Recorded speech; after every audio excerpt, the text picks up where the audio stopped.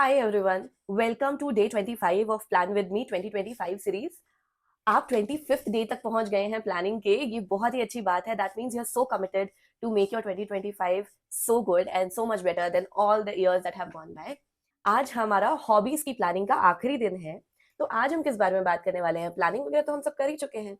आज हम इस बारे में बात करने वाले हैं कि ऐसा बहुत सारा टाइम आएगा पूरे साल में जब आपको लगेगा कि आपको अपने हॉबीज को टाइम देने का तो वक्त ही नहीं मिल रहा है, या फिर आप अपने काम में इतने बिजी हो गए या अपनी डेली लाइफ में इतने बिजी हो गए कि आपको मौका मिला ही नहीं हॉबीज के बारे में सोचने का। बहुत टाइम से आपको फील तो हो रहा है that it's all overwhelming whatever is happening, लेकिन फिर भी आप अपने आप को टाइम नहीं दे पा रहे हैं। तो जब ऐसा होता है तो उसको किस तरीके से चेक में रखना है और कैसे एक रूटीन बनाना है जिससे आप अपनी हॉबीज को अच्छे से फॉलो कर पाए, आज हम इस बारे में बात करने वाले हैं। ये बहुत आसान है होना कि जो आप डेली लाइफ जी रहे हैं उसमें आप भूल जाएं कि आपको हॉबीज भी परस्यू करनी थी, आपको खुश भी होना था, आपको हंसना भी था, आपको अपना टाइम अपने लव्ड वंस के साथ स्पेंड भी करना था। और इसीलिए बहुत ज़रूरी है कि टाइम टू टाइम आप थोड़ा वक्त अपने साथ गुजारें, सिर्फ अपने साथ और किसी के भी साथ नहीं। मतलब no books, no phones, no screen, no loved ones, nobody else, just yourself. Just have a sip of coffee or whatever you like, और थोड़ा टाइम अपने साथ बिताइए और सोचिए कि सब कुछ ठीक चल रहा है ना, मतलब आप खुश हैं ना। ये जो पूछना खुद से बहुत ज़्यादा ज़रूरी होता है। कई बार हम कंप्लेन करते हैं ना कि यार तुमने पूछा भी नहीं कि मैं ठीक थी या नहीं। आपने पूछा? क्या आपने खुद से पूछा कि आप खुश थे या नहीं? क्या खुश हैं या नहीं? जो कर रहे हैं वो सब सही चल रहा है या नहीं? मुझे ऐसा लगता है मैं तो बहुत ही जल्दी ऑफ ट्रैक होती हूँ चीज़ों से, चाहे वो कुछ भी हो। क्योंकि कोई भी नई चीज़ आती है, मुझे उसकी क्यूरियोसिटी बहुत ज़्यादा होती है, तो उसको परस्यू करने के चक्कर में कई बार ऐसा होता है कि बहुत सारी और दूसरी चीज़ों में ऑफ ट्रैक हो जाती हूँ। हाँ, मेरा ऑफ़िस का काम है, उसमें नहीं होती हूँ, क्योंकि वो बहुत ज़्यादा इम्पोर्टेंट है मेरे लिए, उसकी क्या वैल्यू है। I can't explain this and I really love what I do. So इसीलिए वहाँ से तो मैं ऑफ ट्रैक नहीं होती हूँ। लेकिन हाँ, एंड आई थिंक वहाँ से बहुत सारे लोग ऑफ ट्रैक नहीं होते हैं for a lot of reasons.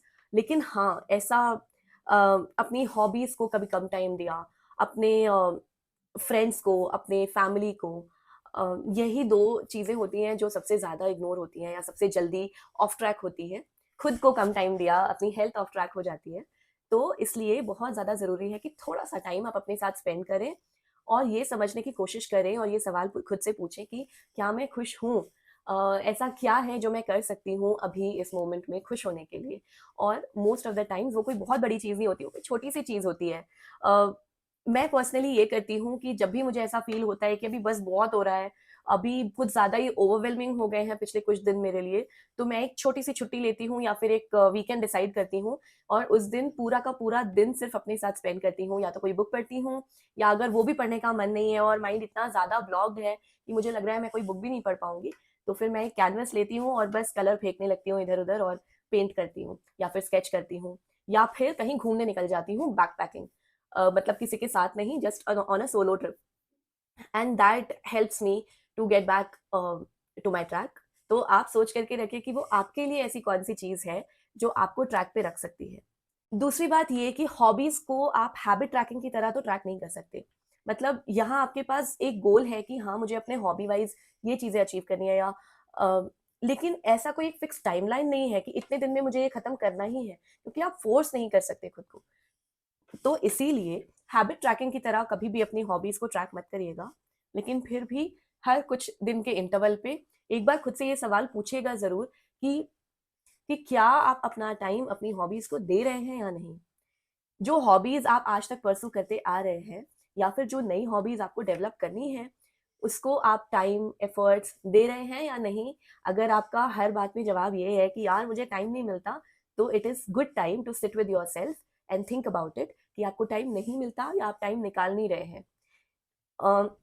देखिए, हॉबीज परस्यू करने के लिए टाइम लगता है, मैं मानती हूँ, पैसे लगते हैं, मैं मानती हूँ। लेकिन किसी ओटीटी प्लेटफॉर्म पे मेंबरशिप लेकर के वहां पे एंडलेसली एक web series back to back उसके एपिसोड्स देखने से अच्छा, या एंडलेसली सोशल मीडिया स्क्रॉल करने से अच्छा तो ये है कि आप थोड़ा पैसा, वो जो पैसा वहां लगा रहे हैं, वो पैसे आप अपनी हॉबीज पे और अपने ऊपर इन्वेस्ट करें, और वो टाइम भी, सो दैट एटलीस्ट आपको उससे खुशी मिलेगी। आपका दिमाग ऐसे बहुत ज्यादा स्टफ्ड या सैचुरेटेड नहीं फील करेगा, बल्कि बहुत अच्छा फील होगा आपको।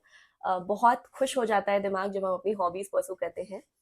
तो ये कुछ तरीके हैं जिनसे आप through out the year track कर सकते हैं कि आप सही रास्ते पर हैं या नहीं अपनी हॉबीज को लेकर के, आप अपनी हॉबीज फॉलो कर रहे हैं या नहीं, और अगर नहीं कर रहे हैं तो आपको कैसे बाउंस बैक करना है। तो ठीक है, अब आज हम हॉबीज की भी प्लानिंग खत्म कर चुके हैं, और कल से हम फाइनेंस और बजट के बारे में बात करेंगे, पैसे के बारे में बात करेंगे कि आपको अपना पैसा कैसे मैनेज करना है, कौन से तरीके हैं जिससे आप और बेटर तरीके से अपनी लाइफ को जी सकते हैं और कम पैसों में। तो ठीक है, मैं मिलती हूँ आपसे कल, तब तक के लिए बाय बाय।